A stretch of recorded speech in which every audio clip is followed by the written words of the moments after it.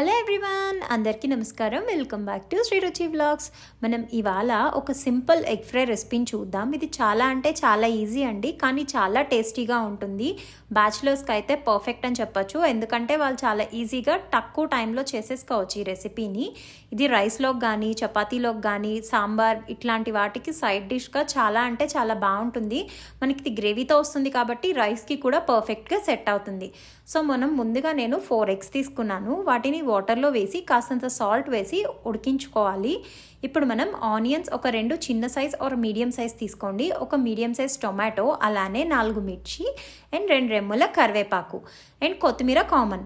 ఇప్పుడు గరం మసాలా, జీరా పౌడర్, ధనియా పౌడర్, అల్లం వెల్లుల్లి పేస్ట్, ఇది Kashmiri red chilli powder optional, వేసుకుంటే కలర్ కోసం వేసుకోవచ్చు. ఉప్పు, పసుపు, కారం, అలానే నూనె.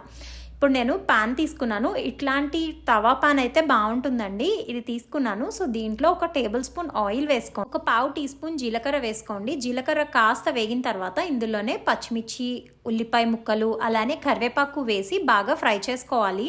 ఇవి బాగా కొంచెం గోల్డెన్ కలర్ వచ్చేంత వరకు కూడా ఫ్రై చేసుకోవాలండి. ఇది ఫ్రై చేసుకుంటే మనకి టేస్ట్ చాలా బాగా వస్తుంది.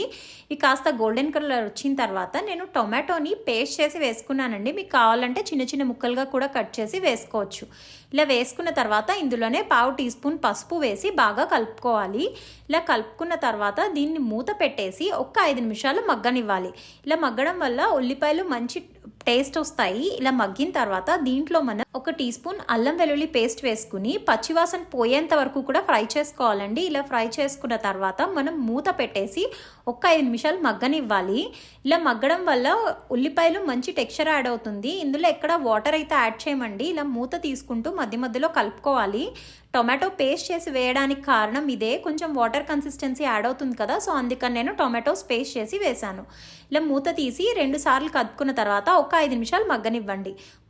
మగ్గిన తర్వాత మనం తీసుకున్నటువంటి మసాలాలు వేసుకోవాలి. ఇప్పుడు ఒక టీ స్పూన్ ధనియాల పొడి, 1/2 టీ స్పూన్ జీలకర్ర పొడి అండి, 1/2 టీ స్పూనే వేయాలి. అలానే 1/2 tea spoon garam masala powder, 1 tea spoon కారం, రుచికి తగినంత ఉప్పు. నేను కాశ్మీరీ చిల్లీ పౌడర్, మామూలు చిల్లీ పౌడర్ 2 వేసుకున్నాను కాబట్టి కాస్త తగ్గించి వేసుకున్నాను. మీరు ఇక్కడ కాశ్మీరీ చిల్లీ పౌడర్ వేయడానికి రీజన్ కలర్ కోసమేనండి, లేకపోతే స్కిప్ చేసేయచ్చు. ఇందులోనే ఒక 1/2 tea spoon garam masala powder వేసిన తర్వాత ఇందులోనే కాస్త రుచికి తగినంత ఉప్పు వేసేసుకుని బాగా కలుపుకోవాలి.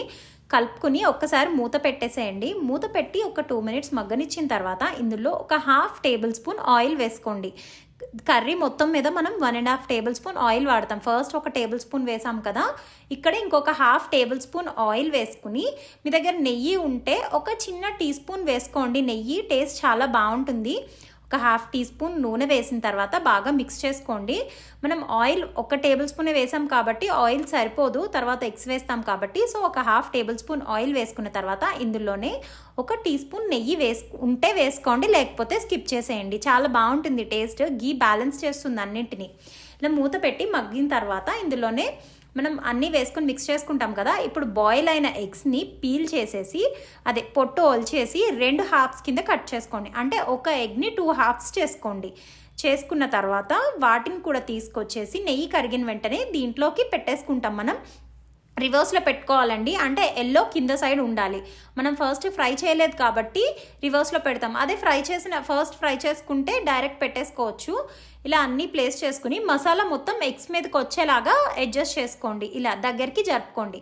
మూత పెట్టి ఒక 2 నిమిషాలు మగ్గిన తర్వాత మళ్ళీ మూత తీసేసి మళ్ళీ సెకండ్ సైడ్ అలా 2 టైమ్స్ చేయాలి. ఇప్పుడు మూత తీసేసి ఇప్పుడు సైడ్కి తిప్పుకుంటున్నా కదా, కాస్త కేర్ఫుల్గా తిప్పుకోవాలండి, ఎందుకంటే ఎల్లో ఊడిపోతుంది. సో ఇలా జాగ్రత్తగా ఫ్లిప్ చేసుకుని ఇలా ఒక 2 టైమ్స్ చేయాలి. ఒక 2 నిమిషాలు మగ్గనిచ్చి మూత తీసేసి మళ్ళీ ఒక 2 నిమిషాలు మళ్ళీ మగ్గనివ్వండి.